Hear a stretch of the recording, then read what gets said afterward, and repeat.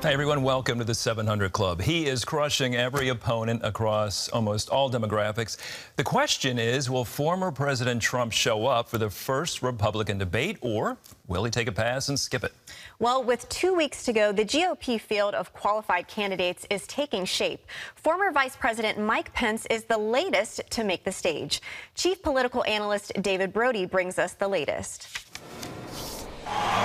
Come August 23rd, all eyes will be on Milwaukee, the scene of the GOP's first debate. So far, 8 candidates have qualified. Former President Trump, Ron DeSantis, Tim Scott, Nikki Haley, Vivek Ramaswamy, Chris Christie, Doug Burgum, and most recently, former Vice President Mike Pence. The Republican National Committee required candidates to score at least 1% in 3 high-quality national polls, or a mix of national and early state polls, plus gather a minimum of 40,000 donors in 20 or more states.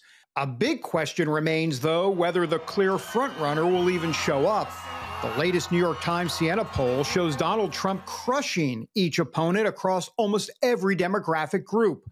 One of his challengers, Nikki Haley, told CBN News she understands why he may not show up.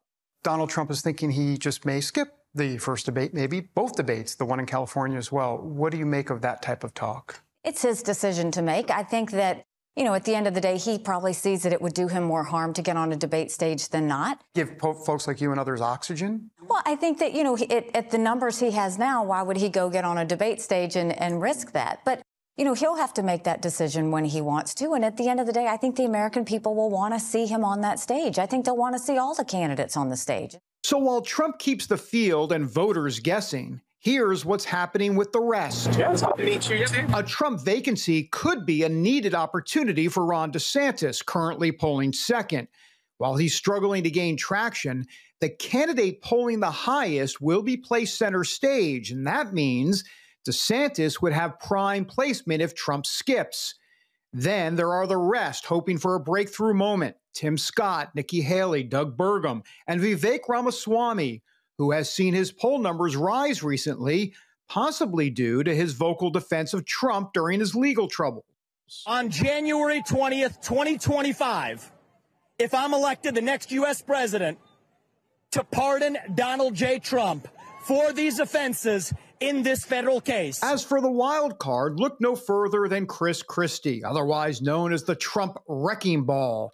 While he would likely remain the main attack dog against the former president, the question is whether it will stick against Trump's Teflon nature. That brings us to Mike Pence, who's been separating himself from his former boss after the latest indictment on charges of trying to overturn the 2020 election. I really do believe that anyone who puts themselves over the Constitution should never be president of the United States. And anyone who asks someone else to put themselves over the Constitution should never be president of the United States again. Clearly, all eyes will be on Donald Trump as the debate draws closer, and he knows it. Just recently, he posted on Truth Social saying it's a good idea if all the other candidates get on the debate stage so he can choose his next vice president. Andrew? All right, David, a fascinating time of year. What do you make of the relationship between Trump and Mike Pence and the distance now between them? Is that a good move for Pence? Well, it's definitely a Dr. Phil relationship for sure. It's really sad to see. We've talked about this before, how they're actually good friends. Here's what's going on, Andrew, if I can just cut right to the chase. Mike Pence will tell you publicly that he believes that he can be the next president of the United States, that he thinks he can win the Republican nomination. He'll say that publicly.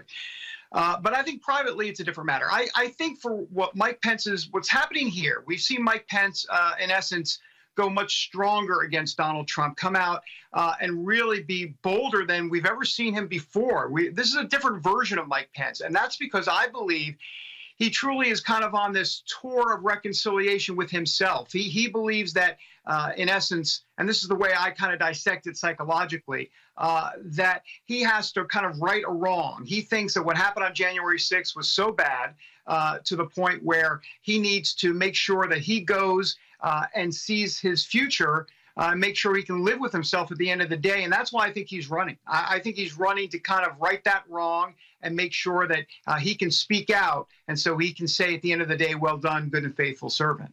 All right, David, let's talk about Ron DeSantis. I think it would have been wise for him to pass on this campaign and come back in a few years, but he decided to run. And now I don't know if you saw that his campaign would be in this much trouble. Are you surprised where he is at? And he even fired his campaign manager recently, right? Yeah, he just fired his campaign manager. This is like the third reboot, and we're not even at the first debate. You know, if you're at reboot 1, that's bad. Reboot 2 is really bad. Reboot 3 is like Oi Gavolt level. And you wonder what in the world is going on here.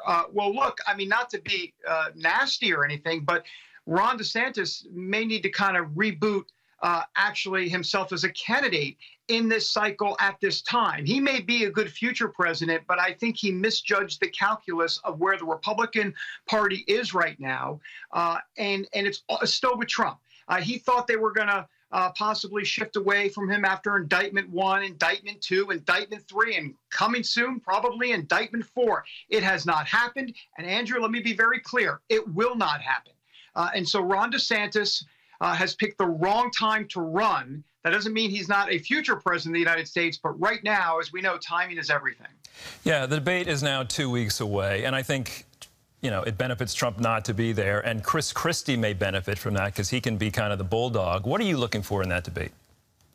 Well, first of all, you know, it's interesting you say it helps him politically. I mean, I would agree that Trump doesn't need to show up at the debate based on the numbers. I personally think he should go. And when I say personally, let me provide the analysis behind that. I mean, you know, he always rails up against the elitist. You know, he talks about how they're out to get the little guy. Well, if Donald Trump decides not to show up for the debate and show up on the debate stage, then is he becoming one of the elitists? Is he saying, hey, look, I'm running for president, but I'm not going to show up because I'm above all these other candidates and I don't need to?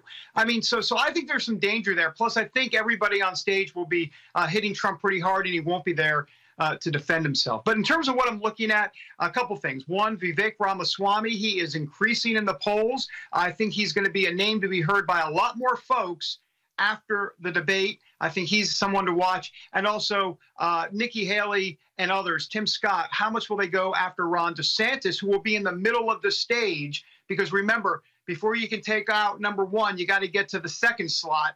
And that's why DeSantis and Haley, Haley and Scott will be looking at DeSantis, have him in their crosshairs. All right, David, always appreciate your analysis. Thanks for being with us.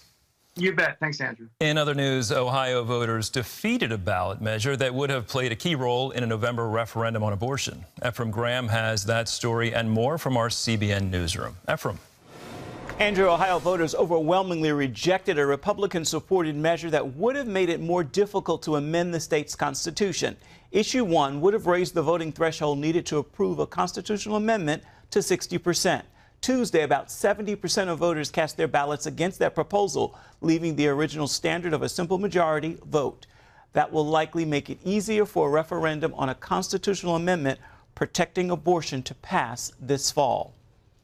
Turning overseas to China, it has one of the largest Christian populations in the world, and the government is not particularly happy about it as it persecutes and regulates churches. China's Communist Party is also working on a 10-year project to rewrite the Bible. Aldea Hurd takes a look at some of the most shocking changes to Scripture so far. Chinese Christians receive Bibles for the first time. With as many as 130 million reported Chinese Christians and the continuing explosive growth of the underground church, there are now more Christians in China than members of the Communist Party. The Chinese government's persecution of Christians has only led to even more church growth, causing the Communist Party to now target the Bible itself with what it calls an update with socialist values and removing passages that don't reflect communist beliefs. Chinese are no longer content with all of these attempts to try to forcibly get Christians to deny their faith. And so now they've just taken it to a new level where they're trying to rewrite the scripture and to confuse them and to prevent them from becoming Christians. In one example from a high school textbook, a Communist Party revision of John chapter 8 about the woman caught in adultery says, Jesus once said to the angry crowd who was trying to stone a woman who had sinned, "He who is without sin among you, let him cast a stone at her." When his words came to their ears, they stopped moving forward. When everyone went out, Jesus stoned the woman himself and said, "I am also a sinner." We have seen the escalation. The Bibles for children is totally forbidden, and all the Bible apps were forcefully removed from every e-commerce app store. Millions of Chinese Christian children were forced to sign a form renouncing their faith in public. The issue for the Chinese Communist Party is control. It is always about control, and they see the gospel, they see the Christian message as something that would take control away from the Communist Party. And so this new socialist translation of the Bible is just another step for the Chinese Communist Party as they try to control the church and really co-opt Christianity as a means of controlling the people and helping them serve the party's interests. But one Chinese pastor was quoted as saying, "The rulers have chosen an enemy that can never be imprisoned. They are doomed to lose." Dale Hurd, CBN News. It only seems to be increasing the Christian population there. Andrew? Yeah, Dale, thank you for that story. If you, ladies and gentlemen, had any doubt of where China stands with its goals and its missions politically, militarily, and now trying to suppress the gospel, making people not acknowledge their faith was step one, which does not work because the gospel has power. Now it's removing Bibles. Now it's removing apps where people can read the Bible. Now it's changing Scripture. That story in John 8 is one of the most loving, grace-filled pericopes, as they say, portions of Scripture in the Bible. And now they're manipulating Jesus into a murderer there. But let me remind you, in Matthew, we learn from Jesus that the gates of hell shall not prevail against the church. Please be in prayer for the people in China.